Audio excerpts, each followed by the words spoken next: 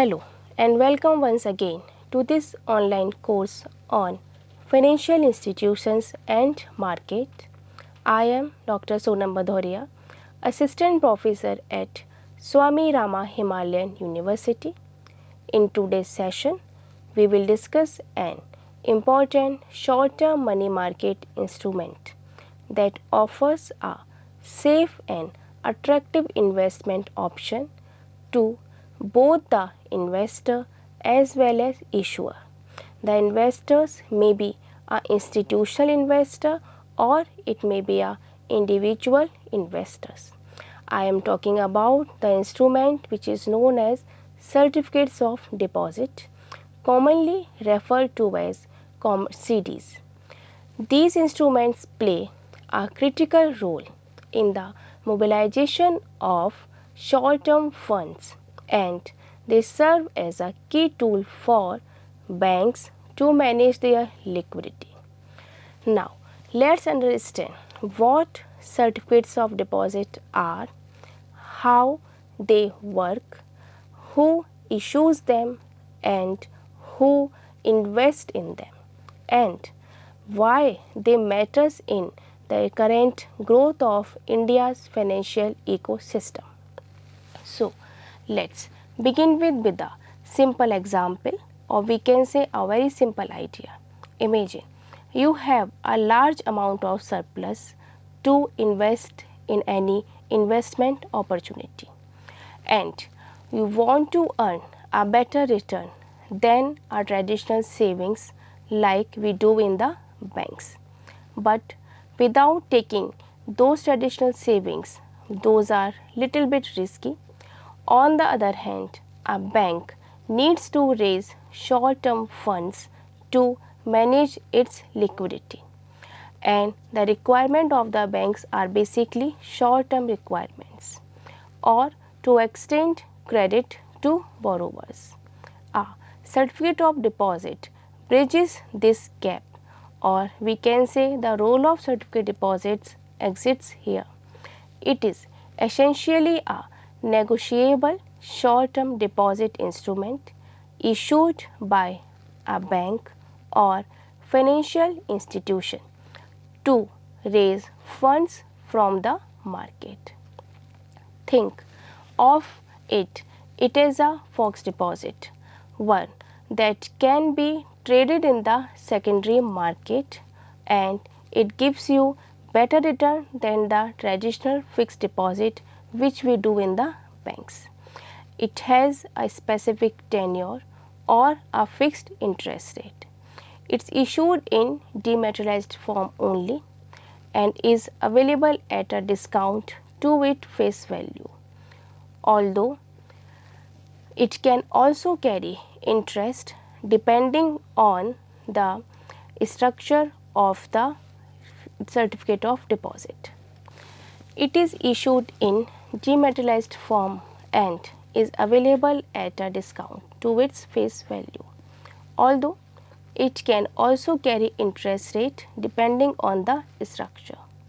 Certificates of deposit were introduced in India in 1989 by the Reserve Bank of India. Is an effort to deepen the money market and provide banks with greater flexibility in managing their short-term liquidity. Since then, they have become an integral part of the modern money market landscape.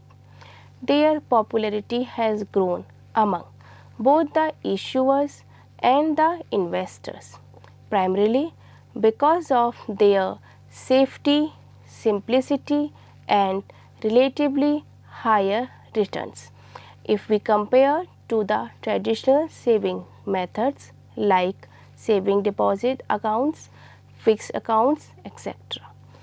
Now, let's take a look at who can issue certificates of deposit. In India, only scheduled commercial banks, excluding regional rural banks and cooperative banks, are allowed to issue certificates of deposits. In addition, all India financial institutions like NABARD, SIDBI, Exim Bank and The national housing banks are also eligible to issue certificates of deposit. The issuing bank or institution essentially borrows money from the investor for a fixed term and in return promises to repay the face value on maturity along with the agreed upon interest or discount. From the investor's point of view, certificates of deposit are a relatively safe investment since they are issued by regulated financial institutions.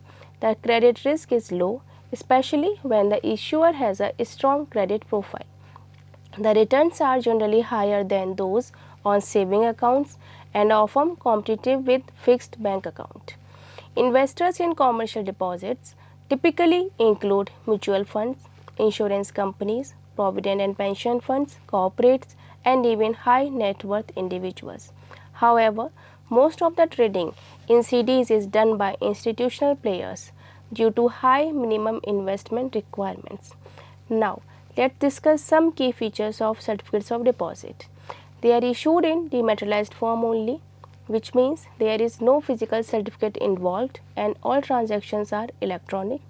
The minimum denomination for a certificate of deposit issued by a bank is 5 lakh and further multiples of rupees 5 lakh. For financial institutions, the denomination is 10 lakhs. The tenure issued by banks ranging from 7 days to 1 year, and the CDs issued by financial institution, the tenure ranging from 1 year to 3 years. The interest rate is market determined and is typically influenced by the prevailing liquidity conditions, credit demand, and the issuer's credit profile. Unlike traditional fixed deposit, CDs are negotiable instruments, which means they can be transferred from one holder to another through secondary market only. This provides a level of liquidity that is not available in normal bank deposits. However, in practice, the secondary market for CDs is still not very deep or active, and liquidity can sometimes be an issue.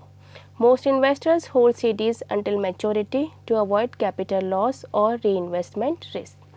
The issuance of certificates of deposit is governed by Reserve Bank of India. The RBI sets out clear guidelines on eligibility, tenure, and minimum denomination and other operational aspects. CDs are issued as a discount to face value or they may carry a fixed coupon rate depending on the terms. Banks are required to maintain a minimum statutory liquidity ratio and cash reserve ratios in the amount mobilized through CDs. Moreover, banks cannot grant loans against CDs or buy them back before maturity. CDs are also not eligible for premature withdrawal by the investor, which means they cannot be encashed before the maturity date. CDs is taxable in the hands of the investor as per the applicable income tax rules. Also, since CDs do not come with a premature withdrawal option, investors must carefully plan their cash flows before investing in these instruments. However, despite these limitations, many investors find CDs attractive because they offer higher returns than savings on savings. Let's now look at an example to understand how a certificate of deposit works. Suppose a scheduled commercial bank needs rupees 100 crore to meet its short-term funding needs. It decides to issue certificate of deposit for a tenure of 6 months. It offers these CDs to mutual funds and other institutional investors at a discount rate that equates to an annualized return of 7%. The investors buy the CDs and maturity receive the full value of the bank. In the meantime, if an investor needs to exit, they can sell the CDs in the secondary market subject to availability of buyers. The bank meets its funding requirement at a market determined cost and investors earn a safe return on their surplus funds. In recent years, the market for certificates of deposit has witnessed significant growth, especially during times of tight liquidity when banks find it more economical to raise funds through CDs than through traditional deposit channels. In times of high credit demand, banks often resort to CDs to meet funding gaps. However, the market is still dominated by institutional investors. There is a need to deepen the secondary market to make the CDs more liquid and accessible. Looking ahead, the future of certificates of deposit will likely be shaped by technology, regulation, and investor awareness. With increased digitalization, the process of issuing and trading CDs is becoming more efficient and transparent. Fintech platforms may further help improve access to CDs for a broader range of investors. There is also a scope for standardization in the secondary market mechanism, which would make CDs more liquid and appealing. Additionally, regulatory initiatives aimed at making financial market more inclusive may pave the way for greater retail participation in the CDs market. To summarize, certificates of deposit are secure, short-term money market instrument issued by banks and financial institutions to raise funds for a fixed period at a market-determined rate. They offer higher returns than savings accounts, are widely used by institutional investors as a safe investment avenue, while they not offer premature withdrawal or deep secondary market liquidity. Their attractiveness lies in their safety, predictability, and competitive returns. As with any financial instrument, investors should assess their cash flow requirements, risk appetite, and investment horizon before investing in CDs. As we conclude this session, I encourage you to reflect on a few points.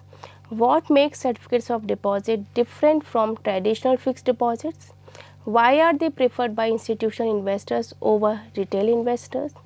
How can regulators and market participants work together to make the instrument more liquid and accessible? These are important questions for anyone seeking to understand and using the India's money market. Thank you for being part of this session on certificates of deposit. In our next lecture, we will explore another key money market instrument, that is treasury bills, issued by Government of India to manage short-term borrowing needs.